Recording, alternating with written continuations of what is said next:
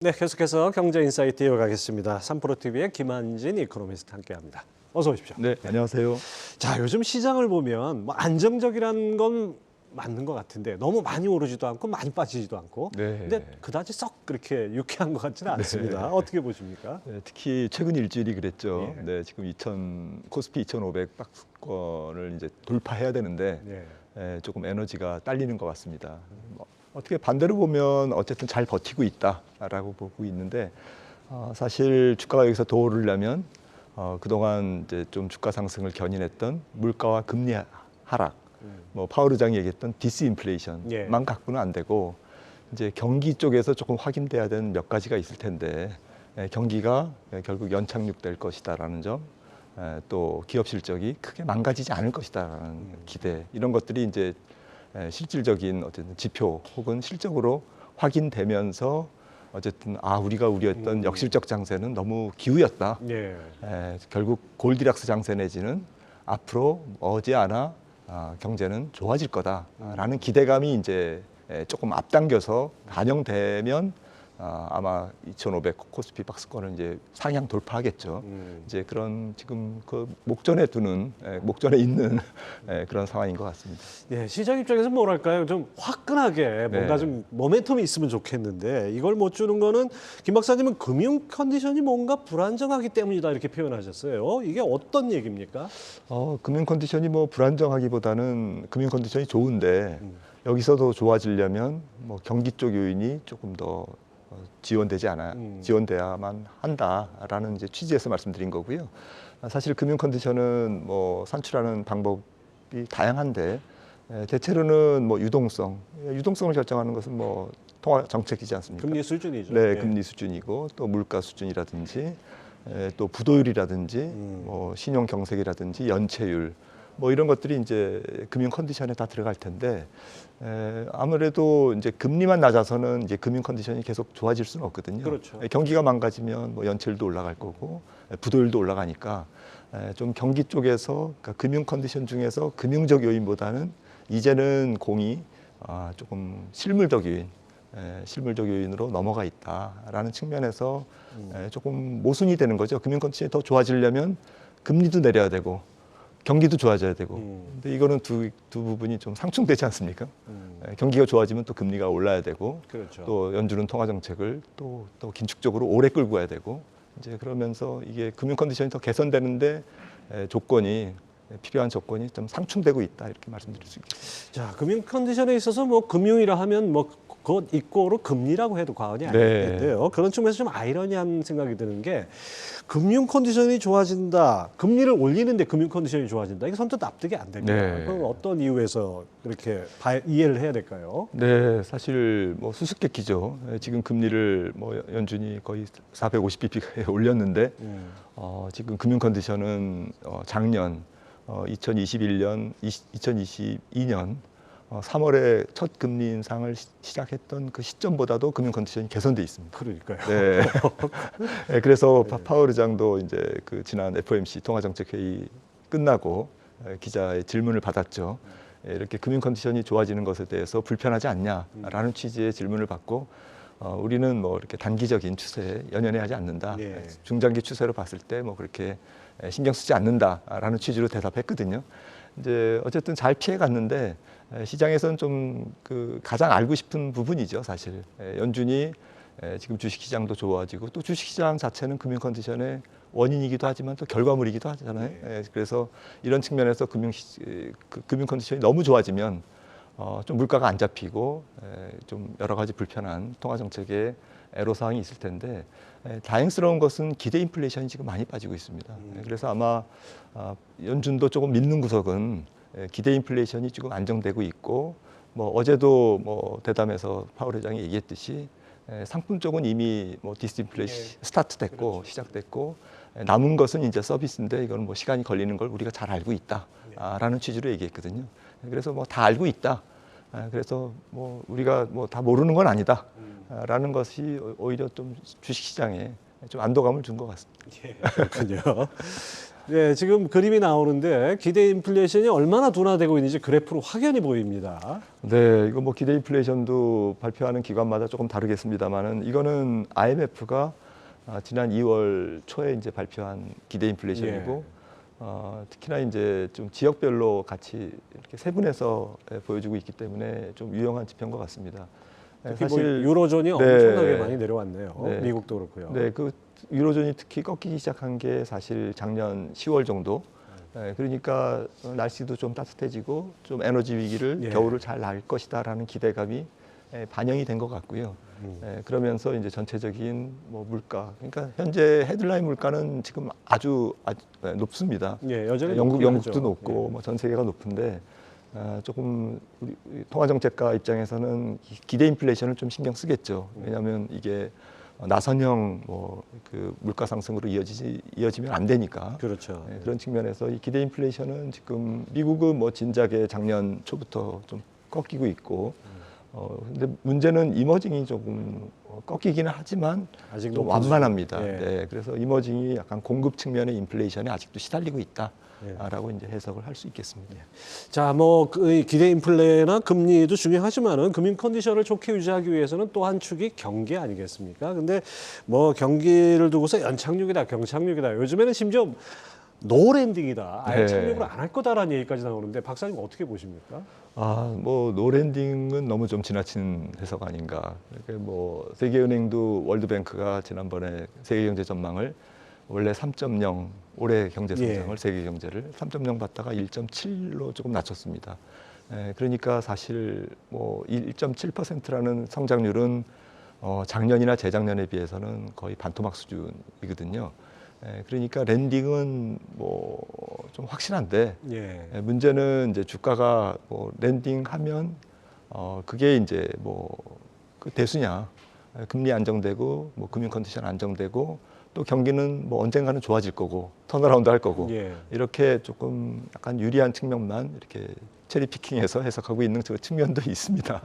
하여튼 뭐 좋아질 때는 뭐 좋은 것만 보고 나빠질 때는 나쁜 것만 보고 하는 것 같습니다. 자, 근데 문제는 미국 경기와 우리 경기가 좀 다르지 않습니까? 그 격차, 괴리 이런 것들이 증시에 영향을 좀 미치지 않을까 이런 생각도 듭니다. 네, 앞서 뭐 신흥국의 기대 인플레이션도 말씀드렸지만 전체적으로 신흥국은 뭐 우리나라를 포함해서 우리나라 뭐 경제는 선진국이지만 아무튼 뭐 이렇게 수출 중심의 어쨌든 국가는 지금 공급 측면의 인플레이션에 좀 시달리고 있고요. 미국은 좀 수요 측면, 공급 측면이 반반인 것 같고 그런데 똑같은 속도로 지금 중앙은행이 금리를 올렸기 때문에 금리 인상에 대한 다른 부작용, 어쨌든 경기에 미치는 부정적인 영향은 수출 중심의 국가, 좀 공급 인플레이션에 시달리는 국가들이 훨씬 더 지금 좀 나쁜 거죠. 이제 그런 측면에서 우리나라도 어쨌든 세계 경기가 미국은 좋은데 미국은 근데 좀 특수한 상황이다라는 거죠. 고용 시장이 좀 구조적으로 특수한 상황이고 전체적인 세계 교육을 보시면은 지금 최근에 세계은행이 발표한 뭐 전망한 자료도 교육 증가율 보시는 것처럼 2023년 뭐 한 1.7, 1.8 이렇게 지금 전망을 하고 있습니다. 2022년 작년이 4%였고요. 2000년에서 2019년까지가 평균 5%였거든요. 그리고 이 교육 증가율뿐만 아니라 교육의 회복 속도가 이번 같은 경우에는 굉장히 완만한 걸로 이제 세계은행은 전망했습니다. 그러니까 여러 차례 과거 리세션에 비해서 이번 세계 경기의 회복 속도는 매우 느리다. 교육 증가율에서 보시는 것처럼 교육 증가율이 거의 반토막 정도로 작년에 비해서 낮은 수준. 그러니까 수출 중심의 어쨌든 경제 구조를 갖고 있는 국가의 펀더멘탈은 올해 좀 노랜딩이라고 보기가 어려운 거죠. 훨씬 더 심각한 랜딩, 착륙이 지금 예고되고 있습니다. 네, 지금 말씀 들어보니까 우리 같은 경우 이제 수출로 먹고 사는 나라이기 때문에 그만큼 진폭이 더 클 수밖에 없고 그러다 보니까 종합해 보면 금융 컨디션의 두 축이라고 할 수 있는 금리와 경기 이것이 서로 상충이 돼서 우리 시장 같은 경우는 상승폭이 제한될 수밖에 없다 이렇게 전망해도 될까요? 네, 그렇습니다. 네, 우리 시장이 뭐 미국 시장도 마찬가지입니다만은 특히 우리 시장이 좀 밸류에이션은 싸지만 미국에 비해서 조금 더 유리한 측면이 있지만 어쨌든 올해는 대세 상승을 위한 준비기이지 바로 올해가 대세 상승기라고 보기는 좀 어려웠다는 거고요. 모두에 말씀드렸듯이 올해는 경제적인 측면에서는 파월 의장이 얘기했듯이 디스인플레이션 구간이고 주식시장의 사계절 측면에서는 역실적 장세인데 문제는 역실적 장세가 조금 가볍게 지나갈 확률이 높으면서 지금 주가가 오르는 거지 역실적 장세가 실적이 후퇴하지 않고 경기가 후퇴하지 않는 것은 아니다라는 것이죠. 그러면 남은 관건은 결국 경기와 기업 실적이 조금 하강은 하되 적게 소프트하게 하강하고 또 하강하는 폭의 기울기가 좀 플래티닝해지는 평평해지는 시점에서 주가가 대세 상승이 나타날 텐데 그 시점이 사실 경기가 확실하게 턴어라운드하는 6개월에서 한 9개월 정도 선행해서 주가가 반등한다면 올해 한 4분기 정도가 대세 상승의 어쨌든 시발점이 아닌가. 그래서 앞으로 한 두세 분기 정도는 그거를 위한 준비 기간이다. 저는 그렇게 생각을 합니다. 그러면 현재 이 박스권 장세가 앞으로 두세 분기는 계속 간다는 말씀이에요? 네, 조금 뭐 박스권을 얼마나 어느 정도로 봐야 되는지는 모르겠습니다만은 뭐 조금 뭐 희망컨대는 뭐 한 2,700 정도의 상단을 터치했으면 좋겠죠. 그 정도는 가능할 것 같고요. 또 아래로도 그렇게 뭐 다행스러운 것은 또 경기가 조금 시간이 지나면 결국 주식시장의 편이니까요. 앞으로 경기가 지나면 훨씬 더 이제 주식시장은 경기 턴어라운드를 선행해서 반영하기 때문에 한 두세 분기 정도만 좀 박스권에서 유지하고 대신에 이제 전체적인 주식시장의 체계적 위험은 굉장히 낮은 상태이기 때문에 금리의 영향을 많이 받지 않고 경기가 전 세계적으로 부진함에도 불구하고 수출이나 혹은 내수에서 뭐 실적이 약진을 보이는 그런 기업들은 전체적인 체계적 위험이 낮기 때문에 개별 종목 장세 혹은 뭐 종목 장세는 올해 좀 유효하지 않나 이렇게 생각을 합니다. 자, 그런 점에서 우리나라 같은 경우에는 이제 뭐 수출 이 감소라든지 무역 적자 이런 것이 좀 개선되고 뭔가 좀 달라진 모습이 확인돼야 뭔가 좀 대세 상승장 이렇게 기대할 수 있겠네요. 맞습니다. 그러니까 뭐 대세 그 수출이 뭐 좋아지는 걸 확인한다기보다는 수출이 앞으로 6개월에서 9개월 뭐 그 정도 후에는 돌았을 거다라는 이제 여러 가지 신호들이 조금 포착돼야 되겠죠.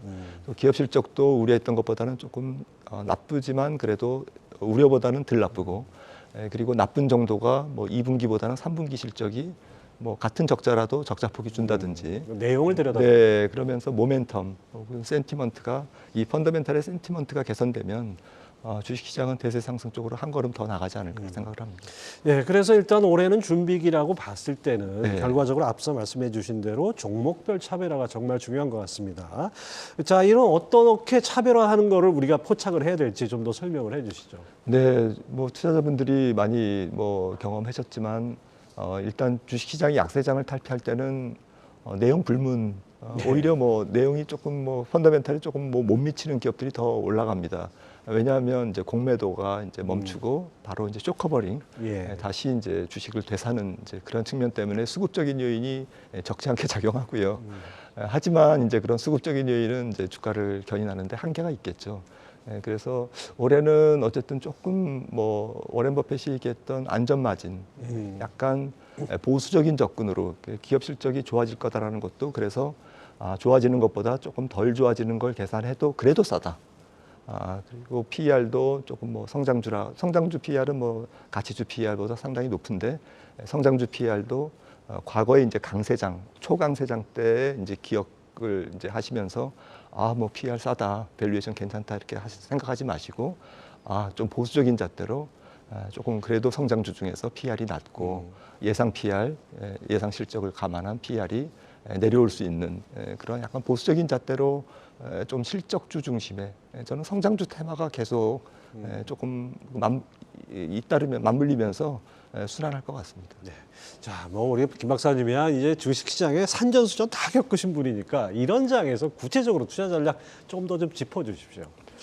예, 올해는 조금 뭐 그래도 작년보다는 편안하게 시장을 바라보셔도 되지 않을까 생각하고 작년에는 6차례나 7차례 베어마켓 랠리에서 시점을 잘못 잡으면 계속 주가 저점이 내려가는 장이었다면 올해는 데칼코마니로 그걸 뒤집은 네, 조금 뭐 실수해서 조금 비싸게 샀더라도 좀 기다리면 올라가는 장이니까 조금 마음을 조금 편하게 뭐 가지셔도 괜찮지 않을까 생각을 하고요. 한 가지는 좀 금리 연동 투자 전략을 좀 취하시는 게 좋을 것 같습니다. 금리가 많이 떨어지면 더 적극적으로 주식시장에 좀 성장주 중심으로 접근하고 금리가 다시 또 떨어질 것 같다가 안 떨어지고 있지 않습니까? 예, 최근에. 예.